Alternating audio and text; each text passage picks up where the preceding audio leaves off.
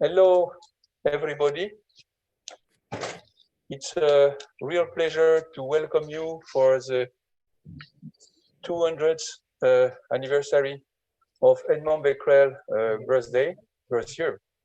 And we have a great pleasure to welcome a lot of participants. You are about 600 registrations registered, and we have also the great pleasure to have a lot of presenters and chairperson to make this day really an historical day in the honor of Edmond Becquerel. So I am Daniel Lincot.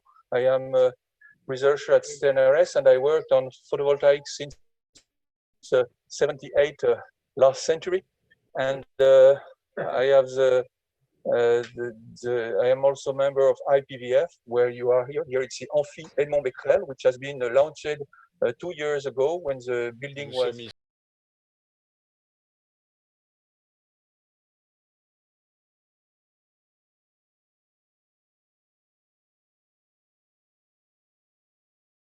Bon, merci Daniel. Bonjour à tous et bonjour à toutes.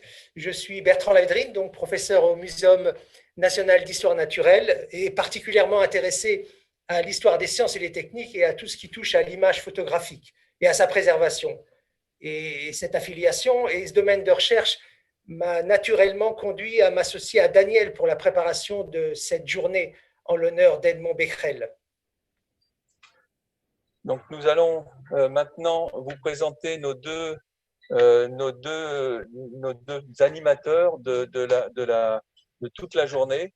J'ai le plaisir de vous présenter donc Géraud Delport qui vient là. Donc voilà, Géraud Delport, je vais te présenter. Bonjour à tous, donc je suis Géraud Delport, je suis chercheur au CNRS à l'IPVF Palaiseau, et donc je serai avec Alexandre Crossay qui va arriver, hôte de cette journée symposium en l'honneur d'Edmond Becquerel.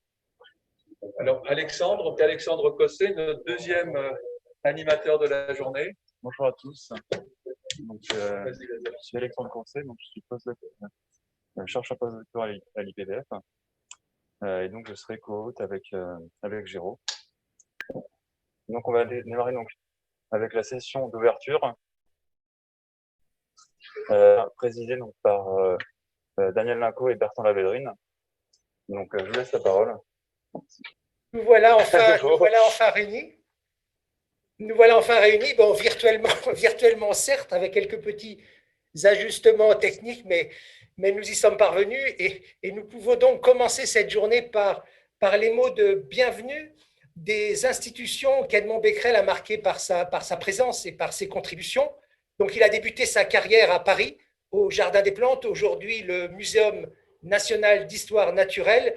Et je laisse donc la parole à son président, M. Bruno David.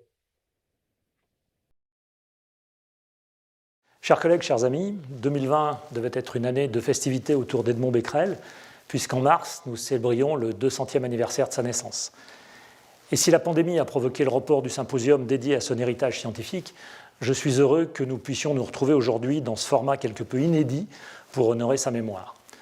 Celle d'une personnalité qui a marqué le muséum de son empreinte, mais qui reste encore mal connue du grand public.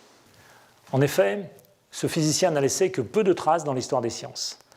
Le fait que sa famille ait occupé des mêmes fonctions pendant 3 générations au muséum et que le nom de Becquerel ait été présent dans la recherche scientifique française pendant 1 siècle et demi a pu jouer dans l'atténuation de la notoriété de son prénom. Le symposium du jour a vocation à corriger cet angle mort. Je sais que c'est l'ambition des organisateurs, et notamment celle de Bertrand Lavédrine, qui œuvre à réparer cette injustice. Honorer cette personnalité, c'est aussi contribuer à forger davantage la grande histoire du muséum, et notamment celle de ce moment d'accélération des sciences que fut le XIXe siècle. Edmond Becquerel entre au muséum en 1838 en devenant assistant de son père Antoine Becquerel. Il lui succède à la chaire de physique appliquée avant de voir son fils Henri Becquerel, futur prix Nobel, prendre sa suite. Nous voici donc plongés dans une histoire de famille, de transmission et de progrès scientifique de premier plan. Les travaux d'Edmond Becquerel ont permis des avancées majeures sur les effets de la lumière, sur les matériaux, en particulier la découverte de l'effet photovoltaïque, qui est un legs déterminant à l'histoire des sciences. C'est en 1848 qu'il présente un procédé original de photographie en couleur sur plaque argentée. Les premières images photochromatiques, pour reprendre ses propres termes, sont considérées comme les premières photos en couleur que nous connaissons. J'en profite pour saluer le travail remarquable de l'équipe qui a découvert cette année l'origine des couleurs des premières photographies de Becquerel et auxquelles le muséum a participé. Quel beau symbole pour le bicentenaire de sa naissance. Tout au long de sa vie, Edmond Becquerel a eu l'intuition des liens étroits entre physique, chimie et sciences naturelles. Son apport est également déterminant dans l'histoire de la photographie. Cette journée est l'occasion de saluer cet héritage intellectuel conséquent et d'en appréhender les principaux jalons. Alors que reste-t-il d'Edmond Becquerel aujourd'hui? Un exemple, l'énergie photovoltaïque, qui en France est la troisième source d'énergie renouvelable derrière l'hydraulique et l'éolien. Le développement de cette filière énergétique repose en partie sur sa découverte, illustration magnifique de l'apport de la science dans une société, celle de mieux comprendre le monde qui nous entoure, mais aussi celle de le transformer. Becquerel fut donc un pionnier, et je suis fier et heureux que le muséum lui rende aujourd'hui hommage. Je vous remercie pour votre attention et vous souhaite à toutes et à tous une très belle journée de réflexion. Thank you very much, Mr. David, for this presentation, this introduction, and for having stressed its importance for the museum. I'm going to hand the floor now to Mr. Drozdowski-Strehl, who is the General Manager of the IPVF, Institute of Photovoltaic Research, Île-de-France. Is a co-organizer of this conference. So the floor is to Roch, Drozdowski, we have today, organizers. We're going to start again. Hello, everybody. I wanted to wish you a wonderful conference dedicated to the bicentennial of Edmond Becquerel Symposium, and to thank very warmly Daniel Lincot, who organized this wonderful program that we have today. The program, I know that all the participants and he have worked hard to. IPVF, the Photovoltaic Institute of Île-de-France, to be part of the organizing entities of this conference. Edmond Becquerel, a major scientific figure, is very close to our heart for at least two reasons. The first being, Edmond Becquerel embodies scientific excellence in a field which is really our core activity. IPVF is an institute dedicated to research and development, bringing together scientists to develop photovoltaic materials of the next generation. And Edmond Becquerel lived not so far from here. We're in the Île-de-France region at the Saclay Plateau. And I'm talking from the amphitheater that bears his name because we wanted to pay homage to Edmond Becquerel within our own premises. The second reason why he's close to our hearts is Edmond Becquerel was president of the Society for Promotion of Science and Industry between 1880 and in his career, in his activity, scientific excellence, promotion and cooperation with industry. IPVF, we work a great deal at a European level for promoting a coordination with industry. It is scientific excellence and cooperation with industry are the two fundamental pillars of the development of our activities, and as means to pay homage to our scientific roots at IPVF and to Edmond Becquerel. Once again, I wish you a wonderful conference, and I will have pleasure, I hope, to welcome you in 2021 at IPVF to present to you our research activities in greater detail. Thank you, and hope to see you very soon. Thank you. Thank you, Mr. Drozdowski-Strehl, for this introduction. Thank you for your support in the organization of this conference dedicated to Edmond Becquerel. This morning, we're at the Jardin des Plantes. Let's continue our exploration amongst the institutions where Becquerel worked at the Conservatoire National des Arts et Métiers, where he worked as a researcher and a teacher. And to talk about this part of his life, I invite Madame Pascale Heurtel, former colleague at the Natural History Museum, and who is now in charge of the archives at the Arts et Métiers Conservatoire.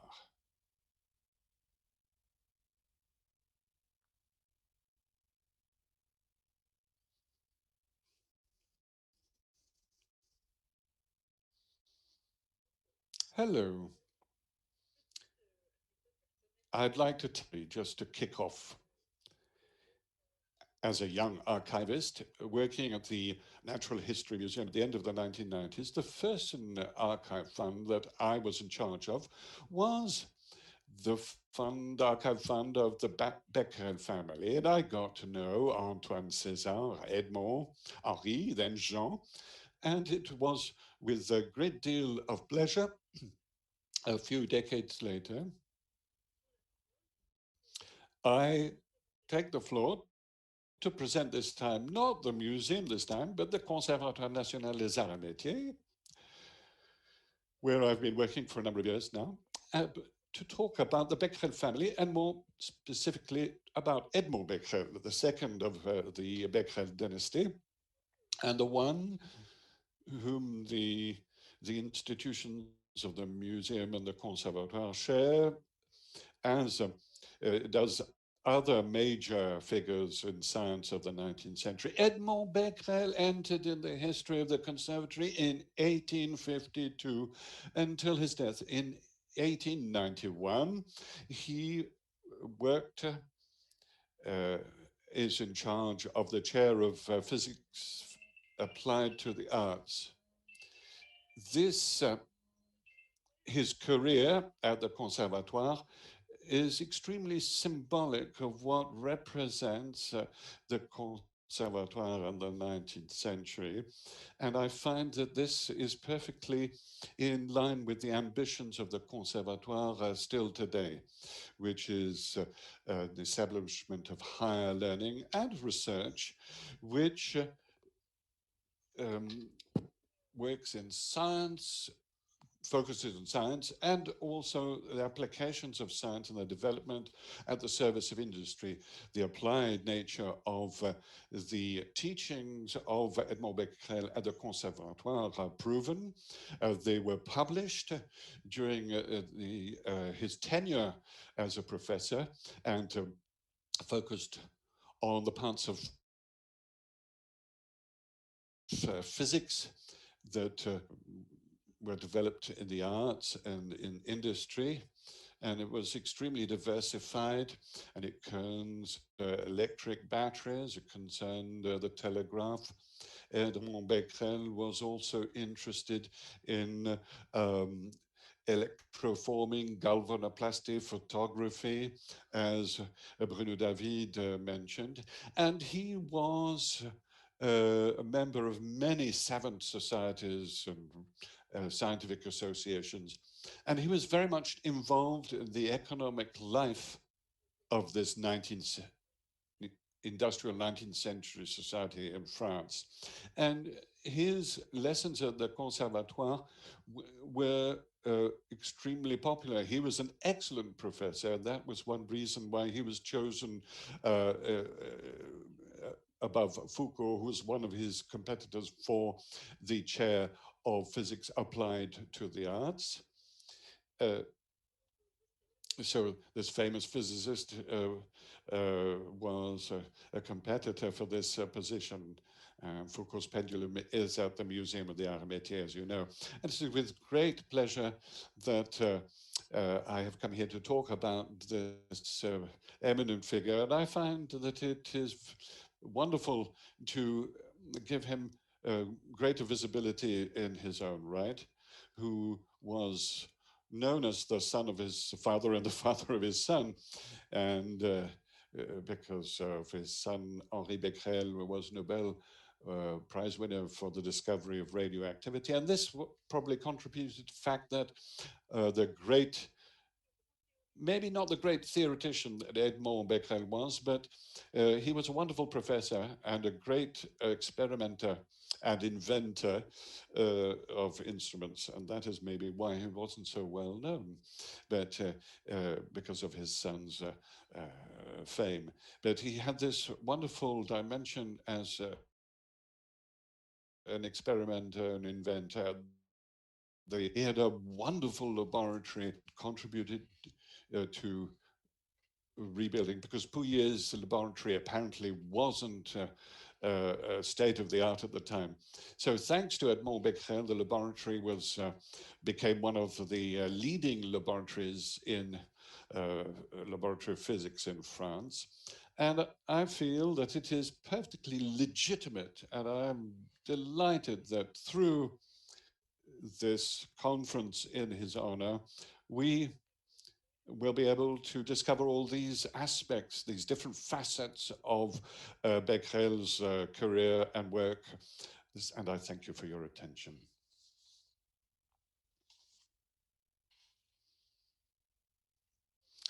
Thank you, Madame Heurtel, for your fine presentation.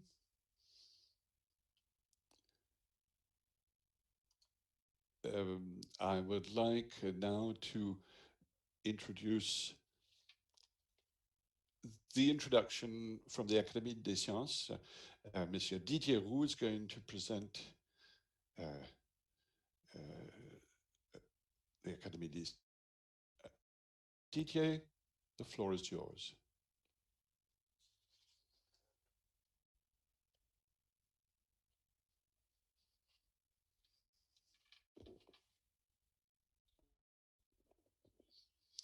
Hello, everybody. I am very proud to introduce this conference to Edmond Becquerel, who discovered the photovoltaic effect. He's part of a famous dynasty of physicists in the 19th century that often occupied the same position and eminence. His father, Antoine, was already a member of the Academy of Science when Edmond Becquerel presented himself the first time to the Academy in 1851. And he was beaten. It was for the seat of Gay-Lussac, and it was Gagnard de la Tour who had been beaten years before in 1829 by his father, Antoine, who had been elected to the position, to the seat. So it's sort of family story, in fact. But the important fact is that he was chosen ahead of Foucault, who was an eminent figure in research. And in 1863, he was finally elected to the Academy of Sciences. And he was young, he was just in his early 40s. So he had several positions as vice president and then president in 1881.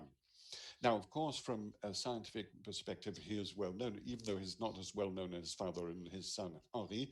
He is well known for having discovered the photovoltaic effect. And at the time, this discovery was not much talked about and wasn't recognized as it has become many years later through the work of Belle, which made it possible to start to develop an industrial production of photovoltaic cells. And Belle had found these properties, photovoltaic properties with silicon. Now, what I would like to say about Edmond Becquerel's career is that he was a physicist, but also an experimental scientist. And his contribution was to develop tools and experiments, instruments that made it possible to progress in this area of science. Now, the instruments that he developed were based on an innovation at the time, was new, but was beginning to develop industrially, and that was photography. And it is by using advances made in photography and the way that it was practiced at the time that he was able to develop a number of tools of light on materials. At that time, there were major controversies ongoing on the corpuscular or wave nature of light, and his research helped scientists under the nature of light. I think this conference is going to be fascinating, so I'll leave it to your presentations. the personality and the topics that he worked on of prime importance, and it is perfectly legitimate that Edmond Becquerel should be recognized as a major scientific figure of the 19th century. Thank you all, and have a wonderful conference. Thank you, Didier. You have clearly expressed this. The Becquerel were at the Academy of Science as well as the museum. Now, Edmond's work, as you said, are going to be at the heart of photovoltaic development. I'm going to welcome Joachim, a famous physicist and a promoter of solar energy. Joachim. Okay, good morning. My name is Joachim Luther, and I'm here as the chairman of the Becquerel Prize Committee. The Edmond Becquerel Prize was established some 30 years ago by the European Commission in order to celebrate the 150th anniversary of Becquerel's classical experiment in which he discovered the photovoltaic effect. So the Edmond Becquerel Prize Imprimer le programme que je t'ai envoyé.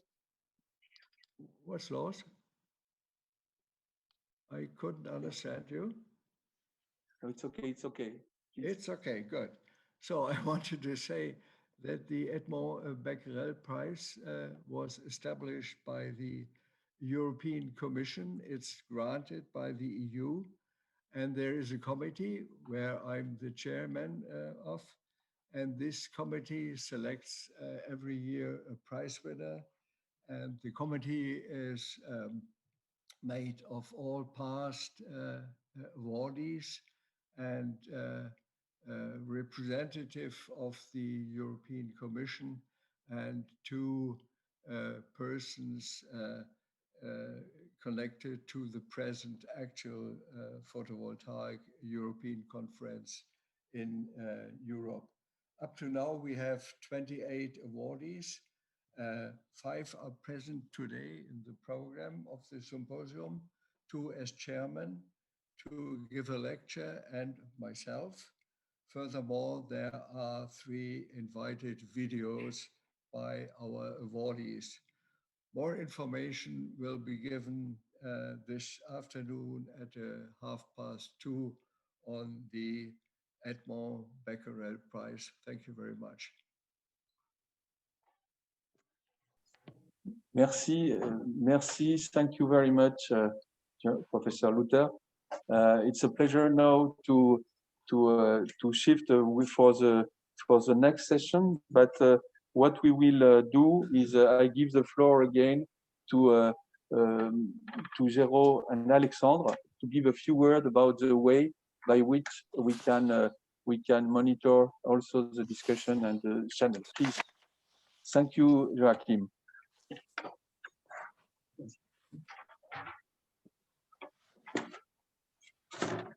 Voilà quelques